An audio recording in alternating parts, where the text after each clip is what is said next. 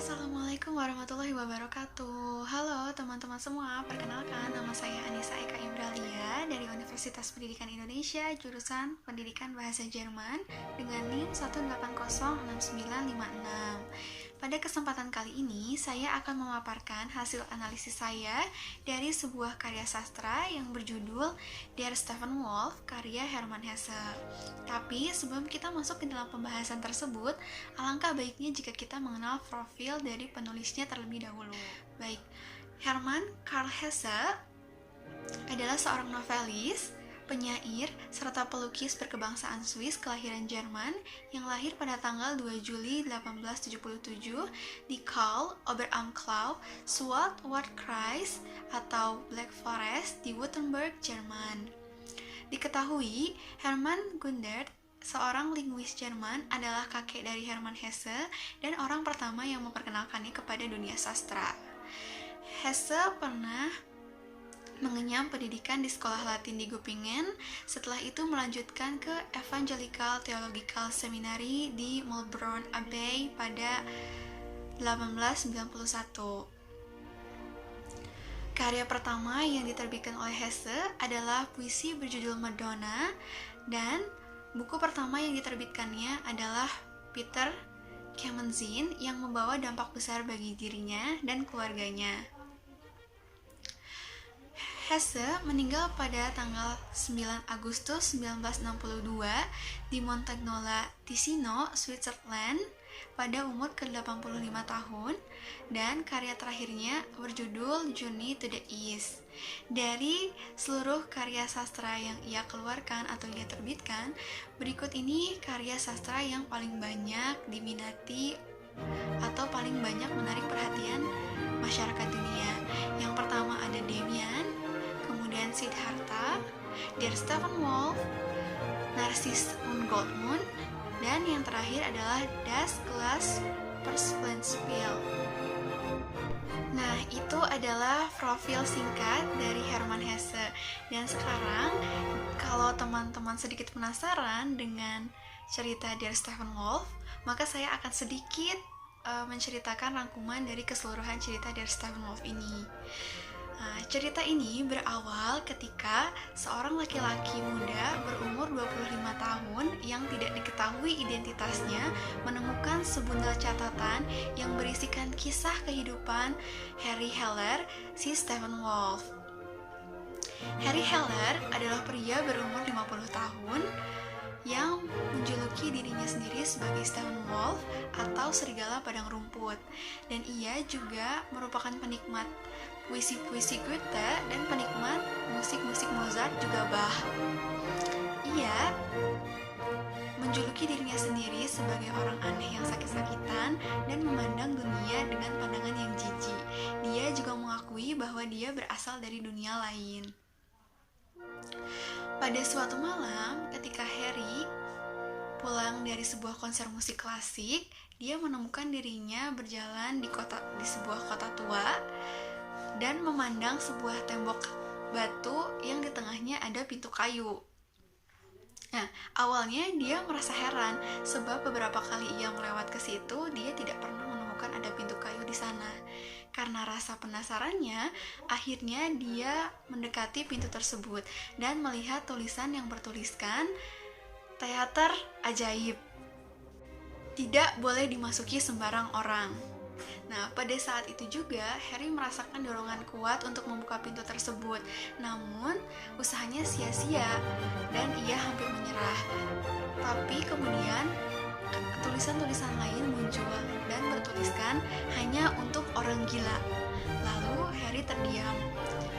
Sambil terdiam, dia membayangkan bahwa jika ia berhasil masuk ke dalam pintu tersebut, mungkin pintu itu akan membawanya ke dalam sebuah gedung teater yang menarik dan diperuntukkan untuk orang-orang seperti dirinya, untuk orang gila.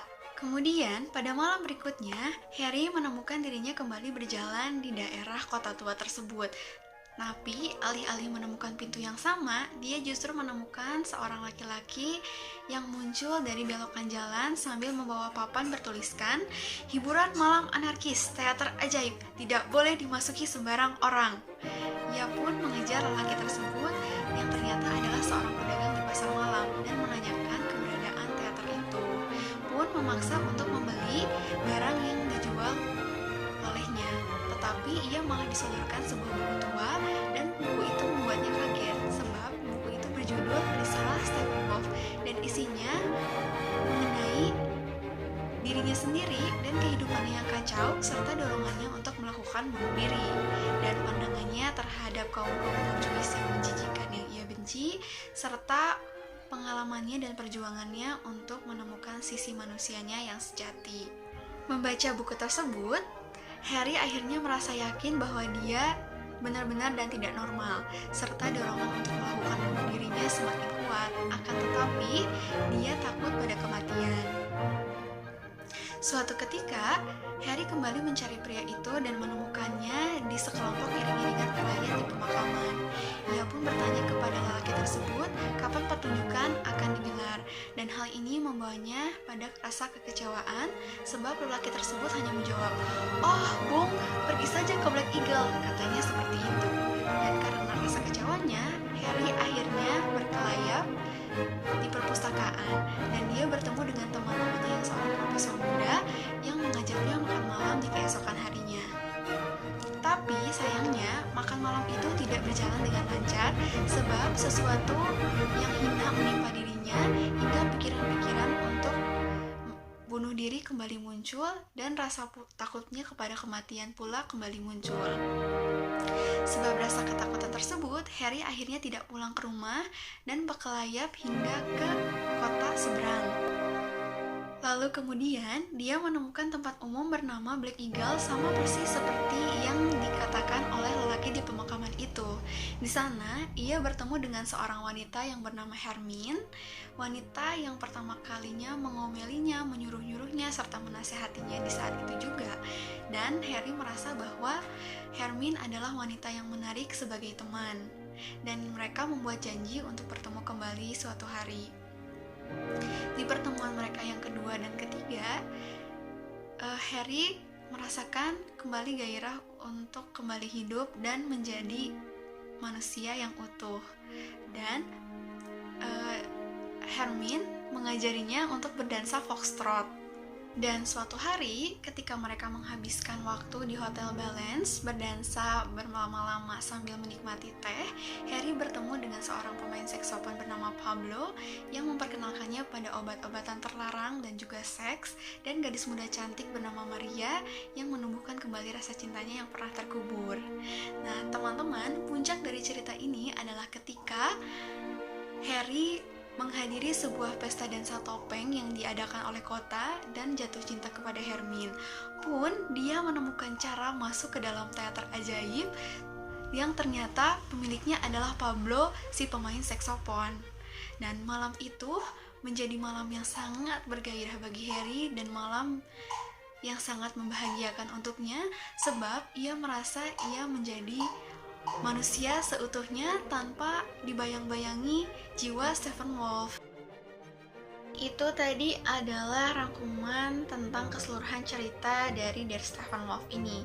Dan sekarang kita masuk ke dalam hasil analisis sastra yang saya lakukan. Yang pertama, dari hasil analisis, saya mengelompokkan cerita ini ke dalam kelompok epik, lebih tepatnya epik roman, sebab dalam cerita ini dia tidak hanya mengandung satu konflik, tetapi ada konflik-konflik lain dan berkelanjutan. Dan konflik yang diceritakan juga secara detail dari ketika si tokoh utamanya masih kecil hingga dia sudah dewasa.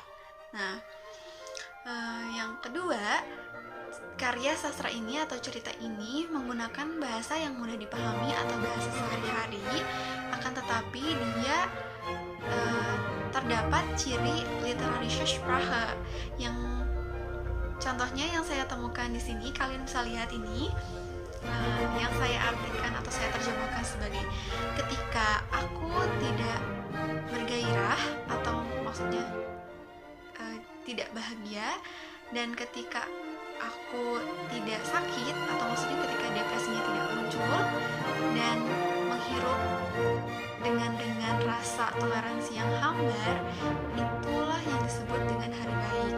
Jadi ada di mana kalimat atau kata yang tidak bisa dianalogikan dengan belak-belakan atau dengan secara langsung, dan harus dipahami dulu maknanya seperti apa. Nah, yang ketiga, ada aspek-aspek yang terkandung dalam cerita ini. Aspek-aspek yang terkandung dalam cerita ini ada 4 yang saya temukan. Yang pertama ada aspek sosial. Dapat dilihat dari pandangan-pandangan Harry Heller terhadap kaum-kaum borjuis, dan pandangannya terhadap dunia yang fana atau dunia manusia yang banyak berbohong, serta politik-politik kotor yang dilakukan oleh pemerintah. Nah, yang kedua ada aspek psikologi yang ditandai dengan pandangan depresi, juga pandangan mengenai bunuh diri, serta alter ego yang muncul di dalam cerita. Dan yang ketiga ada aspek keagamaan, yaitu selalu menyangkut pautkannya dengan agama-agama Hindu dan agama-agama Kristen, serta rasa syukur yang selalu diucapkan di setiap percakapannya oleh para tokoh. Dan yang keempat ada aspek spiritual, yaitu peleburan jiwa antara dua jiwa, yang jiwa manusia dan juga jiwa serigala, dan juga pencarian jati diri pencarian diri dari tokoh utamanya. Dan kemudian yang keempat ada unsur fantasi, teman-teman, sudah pasti. Nah, di cerita ini unsur fantasi ditunjukkan dengan munculnya teater ajaib, yang harus kita bayangkan bagaimana bentuk dari teater ajaib tersebut, sebab sebenarnya di dalam kehidupan nyata teater ajaib itu tidak ada. Nah, dan yang kelima adalah figuran constellation, dan saya membagi figuran constellation ini ke dalam 3 bagian. Yang pertama tentu saja ada Howe figur atau pemeran utama, yaitu Harry Heller yang seorang protagonis, dan dia memiliki sifat yang ramah dan sopan serta keteraturan atau kerapihan, namun dia sering terlena dengan keadaan-keadaan di sekitarnya, termasuk keadaan lingkungannya dan ketika depresinya sedang muncul. Nah, pandangan-pandangan terhadap dunia pun ia utarakan secara jujur, dan dia juga adalah orang yang sangat pintar. Nah, yang kedua ada Neben figuran. Neben figuran ini ada 3 orang, teman-teman, ada 3 tokoh maksud saya. Yang pertama ada Hermine. Hermine ini adalah wanita penari, atau dia seorang penari yang ditemui Harry Heller di Black Eagle, dan kelak akan menjadi kekasih dari Harry, dan dia memiliki sifat yang sangat ceria dan memahami Harry secara luar dalam. Nah, yang kedua ada Maria. Dia adalah teman dari Hermine yang juga seorang penari. Nah, dia ini adalah gadis yang cantik dan gadis muda cantik yang bertemu dengan Harry di Hotel Balance, dan kelak menjadi kekasih Harry sebelum Hermine. Dan yang ketiga ada Pablo. Pablo ini bertemu dengan Harry di Hotel Balance sama dengan Maria, dan dia memiliki sifat yang sangat ramah terhadap Harry. Orangnya sedikit misterius, tidak bisa ditebak, dan juga mempunyai sifat yang belak-belakan. Dan yang ketiga ada tokoh figuran, yaitu tokoh si profesor muda yang bertemu dengan Harry di perpustakaan. Kemudian ada pria muda yang ada di awal cerita ini menceritakan catatan Harry, dan kemudian ada lelaki yang bertemu Harry di pemakaman, atau yang memberikan buku risalah Stephen Wolf kepadanya. Nah, itu adalah keseluruhan hasil analisis saya, dan Semoga bermanfaat. Mohon maaf bila ada kesalahan. Wassalamualaikum warahmatullahi wabarakatuh.